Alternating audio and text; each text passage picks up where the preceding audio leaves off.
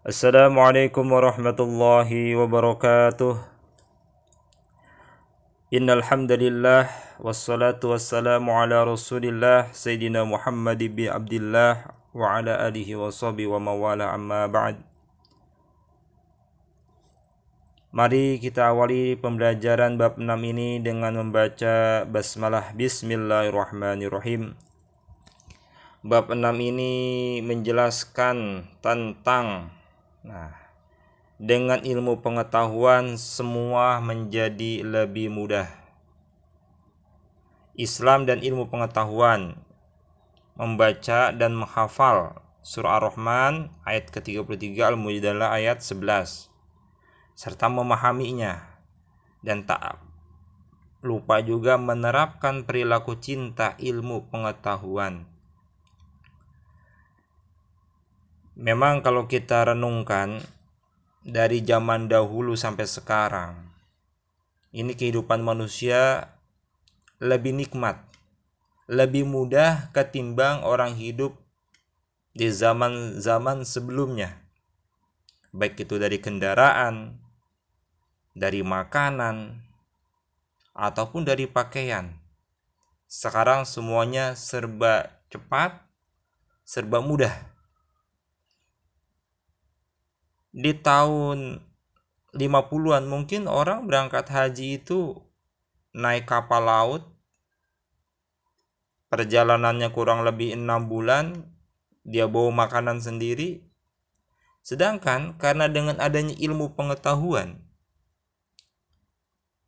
orang yang berangkat haji atau melaksanakan ibadah haji itu cukup dengan kurang lebih 9 jam perjalanan dari Indonesia ke Arab Saudi. Nah, itu nggak perlu bawa beras 2 karung, cukup bawa uang saja sebenarnya, udah selesai semuanya. Ya pastinya ya harus bertawakal kepada Allah Subhanahu wa Ta'ala, karena ilmu ini semua adalah pemberian Allah dan harus digunakan untuk kemaslahatan, kemanfaatan manusia di dunia ini. Oke. Allah Subhanahu wa Ta'ala memiliki ilmu. Tentu Allah itu dalam asma'nya disebut Al-Alim, artinya Maha mengetahui. Ilmu Allah itu sangat luas. Ada yang tertulis, ada yang tak tertulis. Yang tertulis itu apa? Kitabullah, Al-Quranul Karim. Itu ilmu Allah semuanya. Dari surah Al-Fatihah sampai An-Nas, kalau kita bisa mengkajinya, memahaminya, bahkan mengamalkannya, pasti kita akan menjadi orang yang selamat dunia akhirat. Kita pasti tidak akan tersesat. Pasti kita akan sukses dalam menghadapi perjalanan hidup kita. Karena kenapa? Itu adalah ilmu Allah sebagai petunjuk kita manusia. Dan yang tertulis adalah ayat-ayat kauniyah, ya seperti alam semesta ini. Kenapa terjadi misalnya tsunami, atau kenapa ada gerhana dan tanda-tanda alam lainnya, itu merupakan ilmu Allah juga yang tak tertulis, yang disebut ayat-ayat kauniyah. Nah, ini surah Ar-Rahman ayat ke-33 dan Al-Mujadalah ayat 11.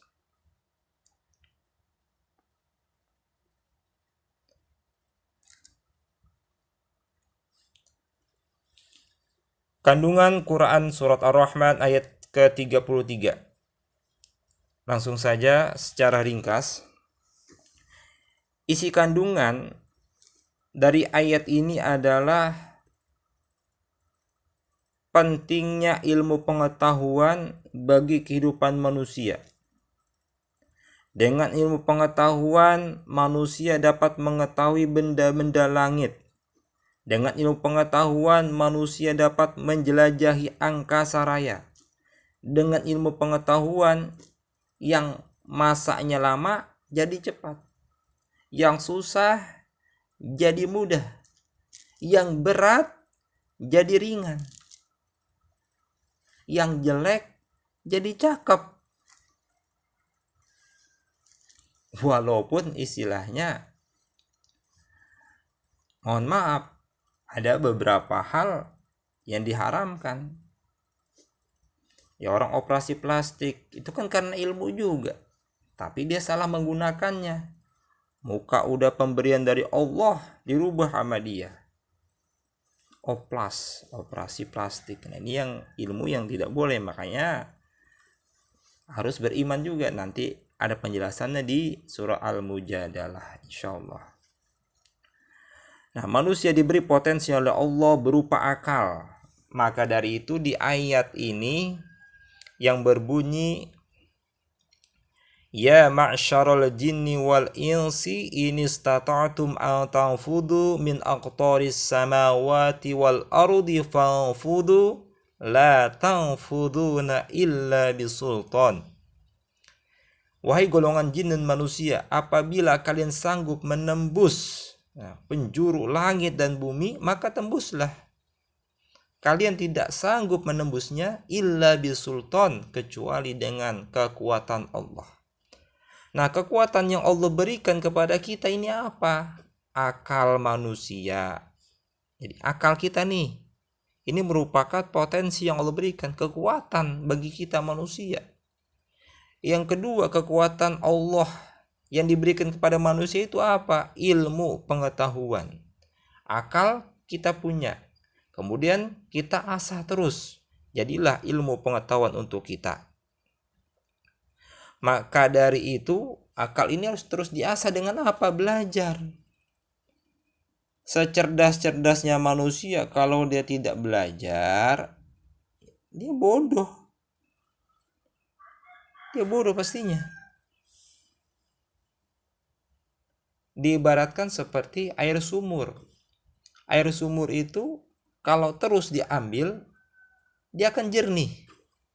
Tapi kalau air sumur didiamkan saja, tidak dimanfaatkan, tidak digunakan, tidak ditambah, tidak dikurang, diam aja tuh air, tergenang begitu aja, maka airnya akan bau.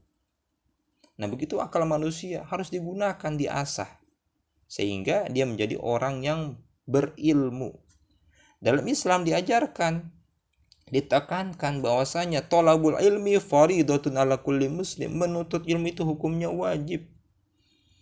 Bahkan di sini disebutkan menurut Imam Syafi'i, barang siapa ingin dunia dan akhirat maka dengan ilmu. Kalau ingin menguasai dunia dengan ilmu, menguasai akhirat dengan ilmu, menguasai dua-duanya dengan ilmu. Ya, kenapa sekarang ini yang hebat-hebat itu orang-orang barat? Ya, karena mereka semangat menuntut ilmunya. Kita orang Islam jangan sampai kalah. Karena kenapa? Kita sudah ada patokannya. Rasulullah langsung bilang, menuntut ilmu itu wajib. Menguasai dunia dengan ilmu, bukan dengan santai-santai. Nah, ini di halaman 84 ada nasihat. Nah, ini bukan, sebenarnya nasihat ini bukan Imam Syafi'i. Imam Ali bin Abi Thalib. Sayyidina Ali bin Abi Thalib itu berkata, syarat menuntut ilmu itu ada 6. Nih, langsung aja kita lihat di artinya ya, karena di sini ada yang salah artinya. Pertama, kecerdasan. Yang kedua, kemauan yang kuat, kesungguhan, bekal yang cukup. Nah, irsyadu ustadzin, di sini bahasanya bukan suhbatu ustadzin yang betul, tapi irsyadu ustadzin. Artinya adalah petunjuk guru. Dan yang keenam adalah tulu zamanin, waktu yang lama. Dzakaun wa hirsun wajtihadun. Wajtihadun juga salah nih. Yang betul wastibarun, artinya sabar. Ya, hirsun wajtihadun sama. Hirsun itu artinya tamak, artinya sungguh-sungguh. Nah, makanya wajtihadun di sini artinya sungguh-sungguh salah. Yang betul wastibarun, artinya sabar. Orang menuntut ilmu itu wajib sabar. Zakaun cerdas. Bagaimana supaya kita cerdas? Banyak puasa, banyak baca Quran, sering bersiwak. Jangan sering lihat kemaluan.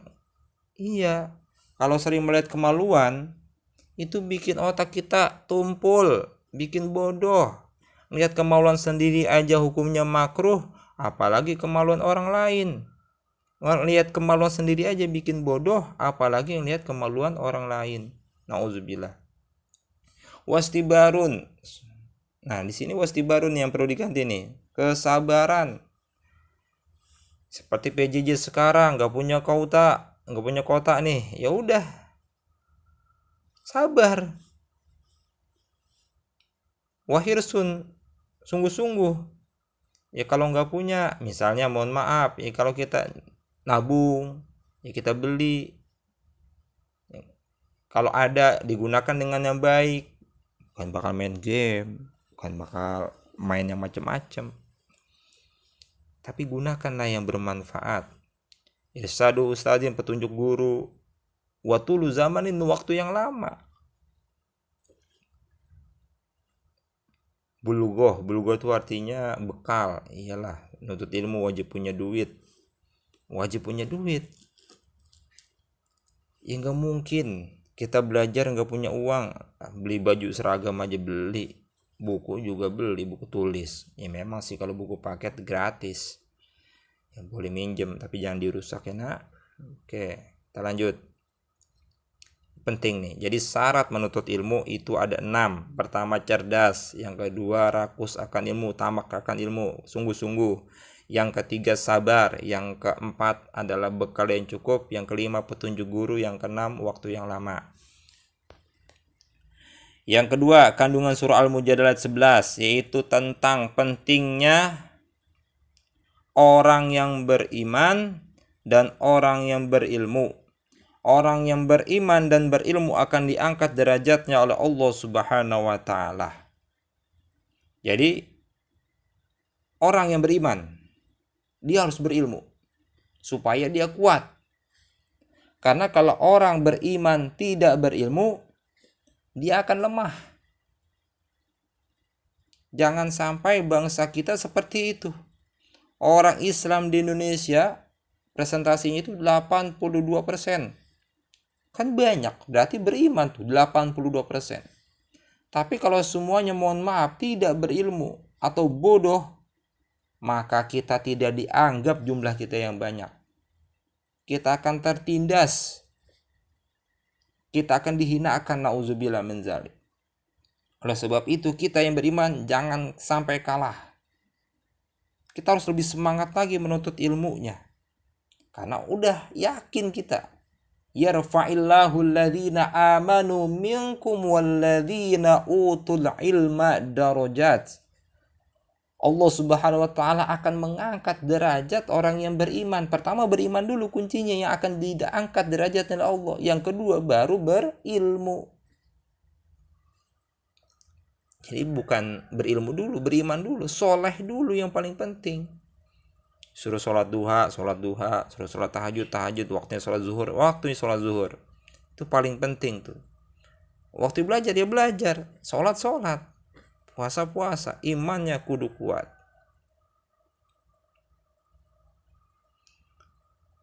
Nah di sini nih perlu diingat, orang beriman tetapi tidak berilmu dia akan lemah.